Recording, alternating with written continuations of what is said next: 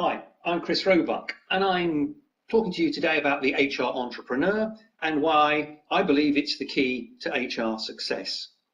As HR individuals and professionals, we underestimate our ability to impact significantly on the people around us and on our organizations to help them be the best.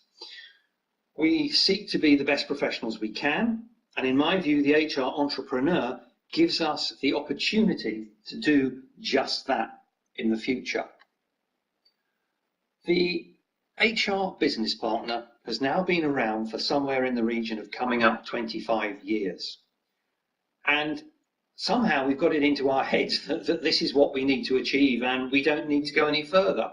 But in my view, it's just one step on the journey to maximizing organizational success, which is what I believe HR is there to do, not just deliver HR, but to maximize organizational success. And it's not the destination. And after 23 years of implementing, trying to implement, failing to implement, and all of those things that have happened, then my view is that given the lessons that we've seen there, the HR entrepreneur is the next step that we need to take. My journey to why we need to have the HR entrepreneur is based on a number of key experiences I've had. And this slide and the photographs in it gives you some feeling as to the journey that I've been on.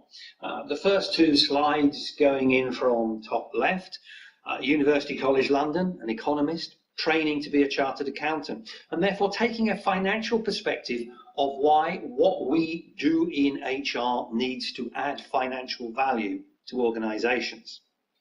Then you see the front of the Royal Military Academy Sandhurst and 5 years in the British Army as an army officer, looking at how leaders enable the best performance from people, but how everything that we do in our organizations has to be focused on the objective, on delivery and on action. And then on the right hand side, on the top line, the thinking like an entrepreneur. The time I spent 7-8 years working with SMEs around the country, truly getting to understand what entrepreneurs were all about and helping them grow their organizations. Then moving on to the second line of pictures, I then moved into the bigger organization world and experienced the public-private partnership with London Underground, setting up a business with KPMG, HSBC's investment bank, and then on to UBS, where I became global head of leadership. Now, all of those are very, very different organizations, but through that journey, I saw the implementation of the HR business partner in all of those different sectors, in organizations doing such different things. And that taught me lessons about how it worked or how it didn't work. Then if we look at the bottom left slide, we see a picture of Dave Ulrich. And the reason that that is there is that whilst at UBS, I took my team over to Michigan University and worked with Dave and Wayne Brockbank on his business partner course. We spent 2 weeks running through his process that he believed enabled people to truly be good HR business partners. And therefore, I am able to understand what it is about, how it can be achieved, and what the results should be, and was able to reflect upon my previous experiences in terms of how successful or otherwise organizations had been in meeting the benchmark that Dave had set out. Subsequent to that, I spent time working in the National Health Service, and I advised organizations across the world, everything from the Red Cross in Myanmar to construction companies in UK.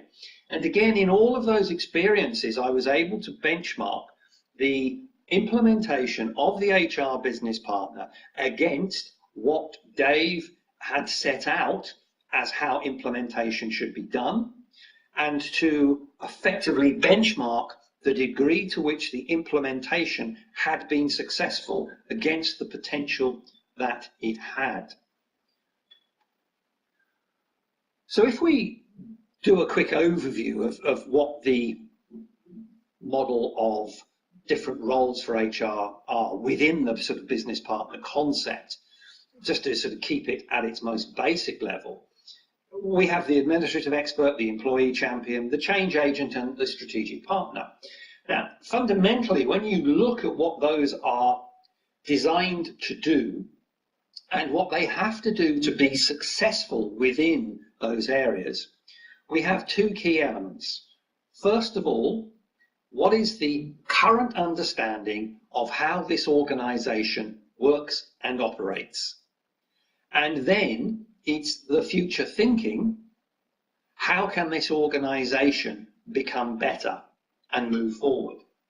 And therefore, within those areas that you see the strategic partner and change agent looking forward and requiring holistic understanding, and the employee champion requiring holistic understanding, fundamentally, to become a good HR business partner, you need to be able to do those things. And the question is, how effective has that been? Everything I've seen since the HR business partner was initially suggested 23 years ago, my work with Dave Ulrich, and looking at the organizations I have worked on the business partner with, these are some of the key reasons why, from my perspective, the business partner is not getting to the point that it should be at. First of all, there are capability shortfalls, that the implementation within the HR business partner in those critical areas that needs to be covered are not always as effective as they should be, particularly around how good is my holistic understanding of my organization as a business partner and how good is my future thinking. The other shortfall that I keep seeing is that people perceive that it's about serving the client, and therefore the HR business partner tends to be reactive and not proactive and waiting for the client to speak to them and say, this is what I need. This then links in nicely to the concept of, as a business partner, I must always do what the client wants. Now, here there is a risk that is fundamentally driven by the inability or not of the client to understand what they should be doing. And there is significant evidence from my experience that they could well be undertaking operational activity that is not aligned to the strategic objectives of the organization. And therefore, they are likely to request of business partners activity that therefore does not support strategic objectives. Now, the suggestion is that this could be up to 25% of what HR business partners are asked to do. And there is credible evidence that the business as usual diversion from the HR business partners means that the HR business partner is effectively being dragged down into the grass and not able to focus onto the things that add real value because the client is not asking for them. The other shortfall that comes in consistently is that there is an assumption about what needs to be done rather than an analysis of what real need is. And HR often assumes what the need is or takes a symptom, not the cause. And that is driven by insufficient understanding of what's going on. For example, people say that this project hasn't worked or that project hasn't worked. Well, overall, there is evidence that actually in most organizations, only 30% of things that are projects or initiatives are ever effectively implemented. Now, that means that 70% aren't. But HR looks at each of those separately and doesn't take the symptom, which is why are we only getting a 30% implementation level. And that is a consistent problem across all initiatives, not just one initiative taken one at a time. This then leads on to what solutions HR tends to provide. And the issue is that there is a tendency to give the client what is HR best practice. The problem is that that's not always what the client needs or what the client wants. The focus should be on delivering what I describe as best current outcome, i.e., given where the client is in terms of their development, in terms of the organization, in terms of what they're trying to achieve, what is the best relevant practical option that you in HR could give them to achieve what they want to achieve. So those are the key areas where there's a question mark about how the business partner is really working in practice. The key one is the critical capability shortfalls. And what is interesting is that these relate to specific areas where HR seems to have a shortfall in its understanding and capability.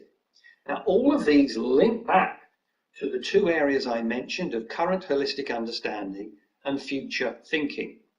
Now, in terms of how bad these shortfalls are often perceived to be, the order that I'm going to mention them in is the order of the lowest level of shortfall. So the first one I'm going to mention is general business skills. That HR often has issues around the ability to manage time, prioritize, task planning, and self-management. The area that is slightly worse than that is the true understanding of operational activity that HR business partners support in depth. Not just what the jobs are of the people they interact with, but what exactly is the operational activity. Then, an even worse shortfall is the wider strategic elements in terms of what is the vision, purpose, and values around the organization, and then focusing in on the detail of what are the strategic objectives that we have to do now that we need to align operational activity to. And that is an even greater shortfall frequently in HR, because in the rush to serve the client, that is often missed completely. And then it's about the holistic operation of the wider organization and how do all the pieces fit together to make this organization work. And finally, the greatest shortfall I repeatedly discover is an understanding in HR of the wider external environment, the market, the competitors, the customers, the world in which this organization has to be successful.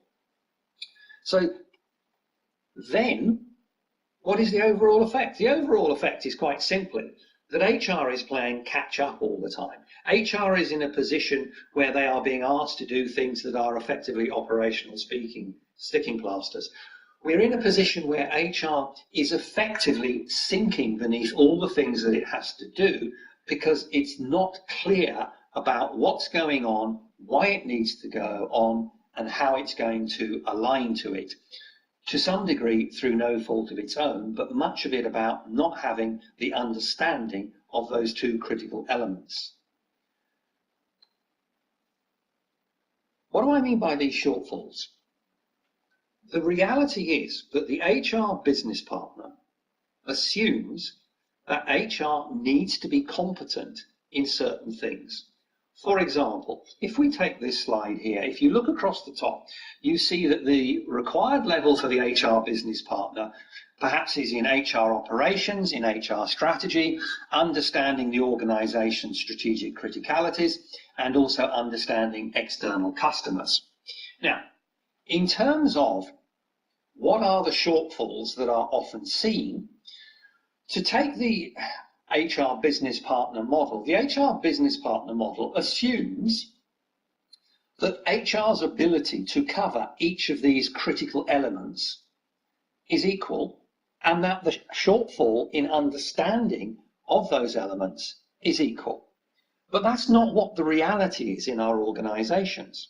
And this slide illustrates my perspective on what is really happening in our organizations.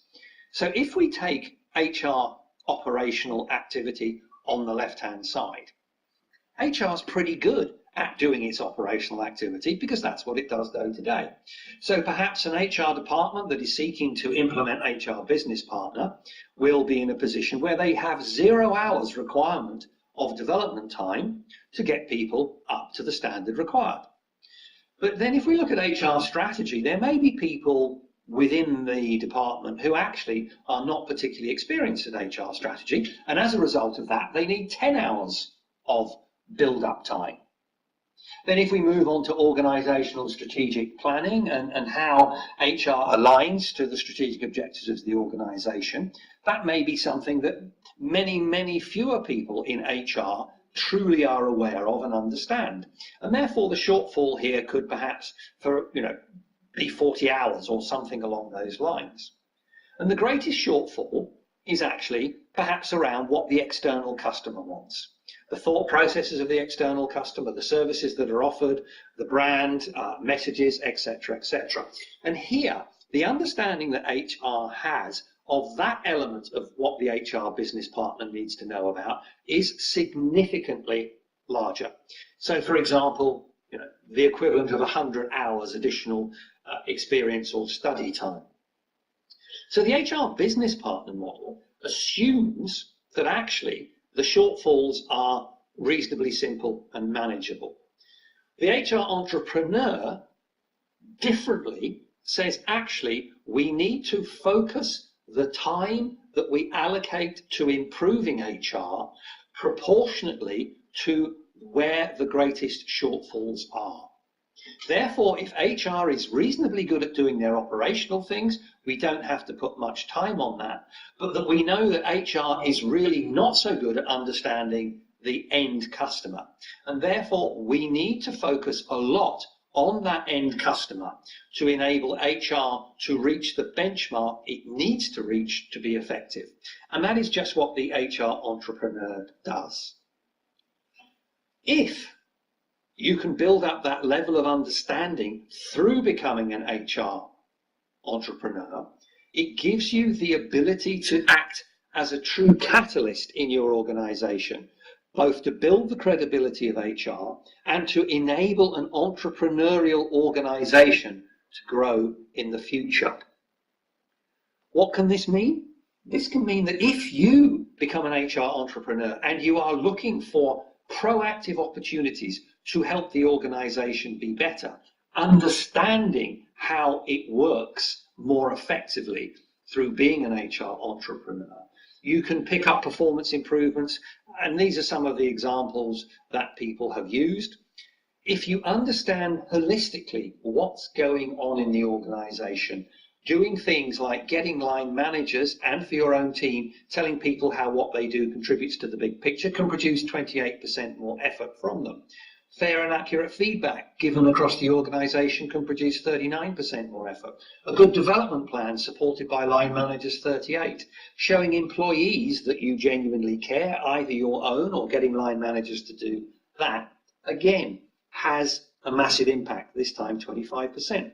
If we flip over to the future focus, a good boss can reduce the risk of talent loss by 87% and develop potential for the future by 30% as well as performance. Now, it's only when the HR entrepreneur truly understands the wider organizational context can you then facilitate and be a catalyst for these sort of things to happen effectively. As a reactive HR business partner, many of these things could not be done effectively. The other thing that is really interesting is that from the financial perspective, there is an argument to say that many organizations are not delivering the profit they should be delivering to their shareholders or investors because they are not optimizing their performance, and that produces a lost profit. Now, the HR entrepreneur, when those skills and capabilities are in place, the understanding of the current holistic environment and the future thinking, the HR entrepreneur can then start to mitigate that lost profit and help the organization boost it.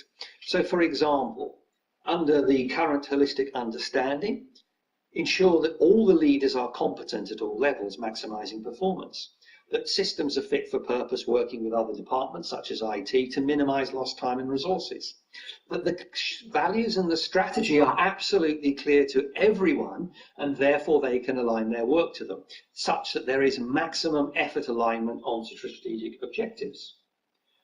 Collaboration can be optimized and entrepreneurial leadership across the organization can be maximised to leverage current capability as much as possible.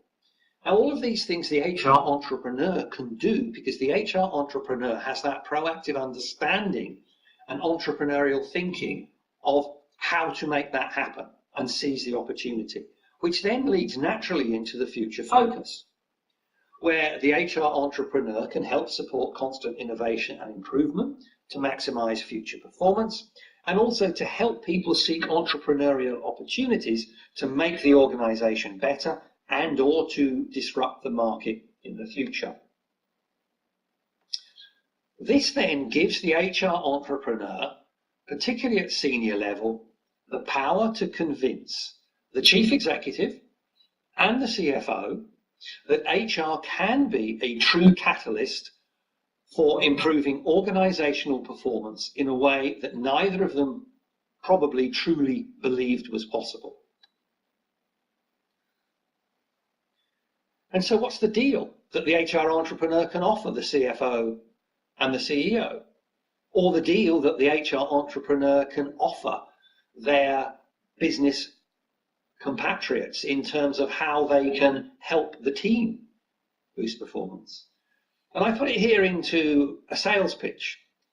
And all of this is possible. So if you do what I suggest and support me as your HR entrepreneur, we can get up to 20% more done in the same time for the same money, potentially. We can get 30% more effort from 60% of people. We can double the effectiveness of our implementation across the organisation. All of that can produce an additional 10% on our bottom line, and it will create a future-focused entrepreneurial and innovative organisation. And all of that for almost no money at all, and using the intellectual capital and people we already have. And just ask them if that sounds interesting. And if they say yes, then start the journey. And if they say no, you're working for the wrong organisation. So in the end, the HR entrepreneur is about moving forward from the business partner and proactively enabling leaders to be entrepreneurial and transform the organisation and the lives of people in the organisation. It enables individuals, it enables teams, and it enables the organisation to reach full potential. And from the HR perspective and from the personal perspective, just imagine how inspiring a world that would be if you became an HR entrepreneur. And in the next programme, I'm going to be talking about how you can make that happen.